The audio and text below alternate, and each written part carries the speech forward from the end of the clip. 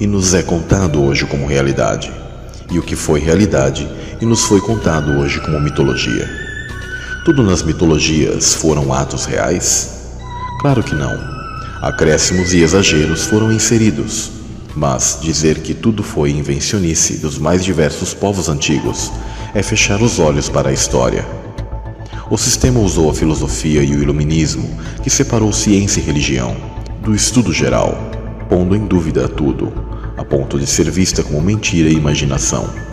A origem etimológica da palavra mitologia não é como é usado hoje em dia. Mitos era usada como antítese de como utiliza-se hoje, no sentido de imaginário de conto de fadas. Isso foi mais uma ação para reescrever a história, porém, as narrativas desses povos nos indicam experiências reais. Os 200 sentinelas queriam criar uma realidade paralela, onde seriam intitulados como deuses. Tais mesclas foram arquitetadas num plano via engenharia genética avançada e relações sexuais, para contaminar toda a carne, alterando e recombinando o DNA. Fizeram o cruzamento de espécies animais e vegetais, criando híbridos. O objetivo era desordenar a criação, construir um mundo adaptado à demanda dos gigantes, e alterar geneticamente o homem para o parasitar. O clímax dessa manipulação foi como relatado em Gênesis 6, com os sentinelas trabalhando junto com a descendência de Caim, o que ocasionou que toda a carne estivesse contaminada. Tudo isso fere as eternas leis do Criador, pois em Gênesis é narrado que Deus fez cada um conforme a sua espécie, e viu que era bom. Essa manipulação da realidade fere a escolha de cada ser humano. Por isso Deus criou uma barreira natural contra misturas de espécies. E ferir isso sempre traz consequências catastróficas. Noé foi o meio que o Criador utilizou para continuar a espécie humana, sendo um divisor de águas, este de genética limpa e especial para que o DNA humano tivesse um alívio.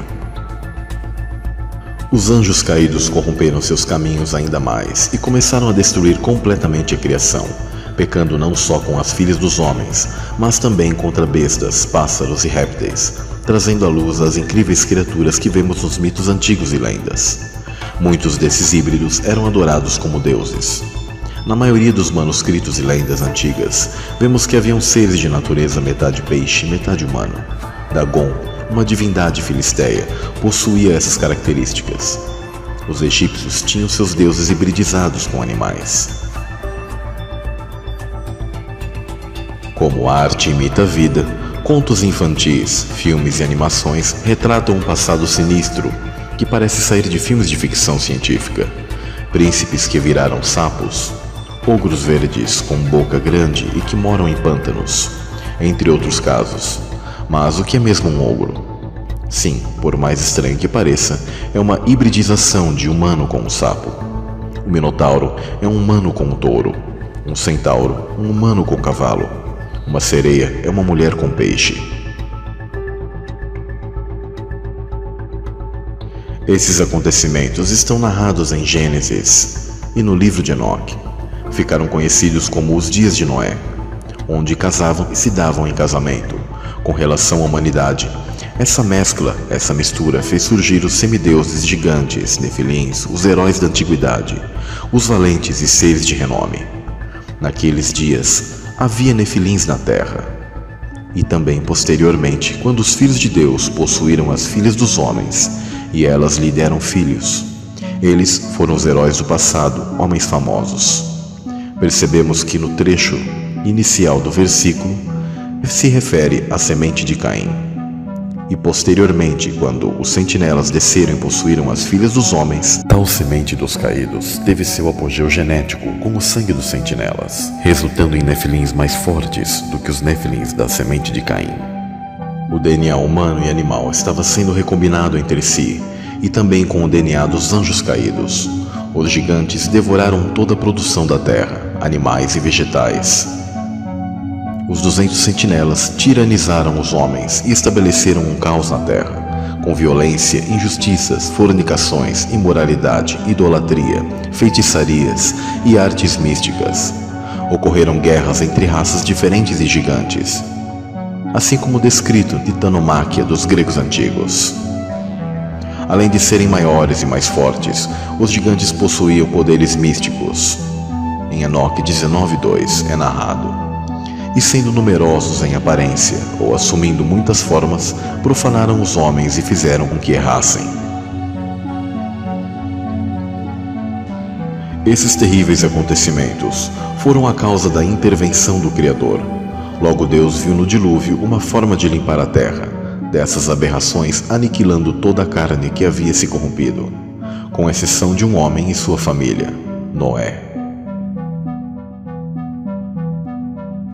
Ao serem cortadas as gigantes árvores de silício que funcionavam como antenas captadoras e amplificadoras e transmissoras de energia. A Bíblia descreve nas cartas de Judas e Pedro: e aos anjos que não guardaram o seu principado, mas deixaram a sua própria habitação, reservou na escuridão e em prisões eternas até o juízo daquele grande dia. Porque se Deus não perdoou aos anjos que pecaram, mas havendo-os lançado no inferno, os entregou às cadeias da escuridão, ficando reservados ao juízo. Os painéis sumérios mostram os engenheiros genéticos Anunnaki, misturando as espécies com uma estrutura helicoidal de DNA. Às vezes, a verdade parece ser mais estranha do que a ficção. Pensamos que a toca do coelho é muito mais profunda do que muitos imaginam. Olhe para o ornitorrinco. Bico de pato, amamenta, põe ovos. Do que você lembra? Sim, isso mesmo, hibridização. Novamente, assim como foi no passado, está sendo agora. Gibis e filmes estão repletos de heróis e mutantes com poderes especiais, como por exemplo vemos o Homem-Aranha e os X-Men, entre outros. Estes são os Nefilins modernos. A manipulação genética da criação está se repetindo como podemos ver hoje. A ciência tentando dar vida a essas criaturas, mais uma vez, ainda que no imaginário, nos dando uma prévia nos filmes do que eles querem trazer de volta. A corrupção de toda a carne para provocar a ira de Deus. Como foi nos dias de Noé, assim também será na vinda do Filho do Homem.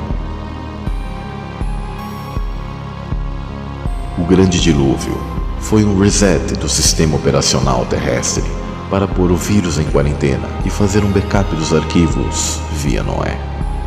O dilúvio alterou tudo na Terra: pressão da atmosfera, alteração da concentração dos gases, clima, nível do mar, mineralogia, campo magnético, polaridade magnética, geologia.